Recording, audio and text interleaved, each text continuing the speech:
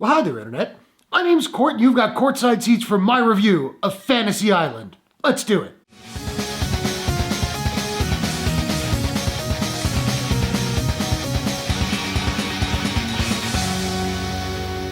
Fantasy Island is an adventure comedy horror from director Jeff Wadlow and Blumhouse. The film stars Lucy Hale, Maggie Q, Portia Doubleday, Michael Pena, Kim Coates, Michael Rooker, Mike Vogel, Austin Stowell, Ryan Hansen, and Jimmy O. Yang. A horror adaptation of the popular 70s TV show about a magical island resort. Now, I've never really watched the old 70s show. I know a little bit about it, but I've never really watched it. But I'm always curious when somebody wants to reboot an old property and really take the source material in a completely different direction. And I thought the trailers looked interesting, so I was looking forward to this movie. But I am in fact human, and thus can make mistakes. This movie's awful. Now, of course, I'm just talking my opinion, and you know, horror is really one of the most subjective genres out there, but honestly, next to nothing about this movie worked for me. And I thought Maggie Q put in a pretty solid performance, as did Mike Vogel and Austin Stowell. The rest of the performances sort of ranged from adequate to not very good. Now, I can't really blame the actors because the screenplay honestly feels like it was hashed out over the course of a weekend, and there's plenty of cringy dialogue in there as well. With only a couple of exceptions, most of the characters were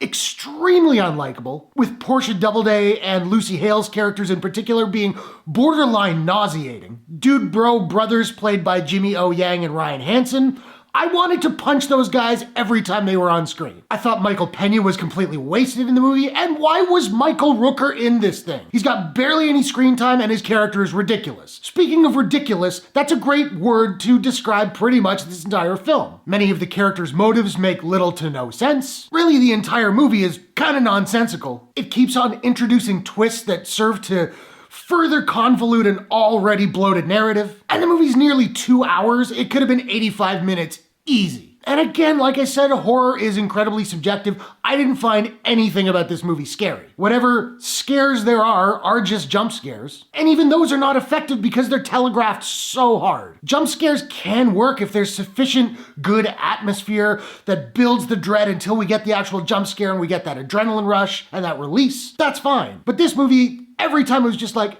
and jump scare. Every time the movie tries to be funny, it largely falls flat. Whenever it tries to be profound, which it does way too much for its own good, it comes across as not dramatic, but like really melodramatic. There are so many moments of just plot conveniences and contrivances where I was just left rolling my eyes. I do not recommend Fantasy Island for so many reasons. It's not scary, funny, or interesting. It's goofy for all the wrong reasons. It's dull, it's overlong. Honestly, I don't think it's worth your time or your money. Now, I don't have a proprietary rating system as of yet, so I'm just trying to figure out what I'm gonna give Fantasy Island. And I think I'm gonna give Fantasy Island a...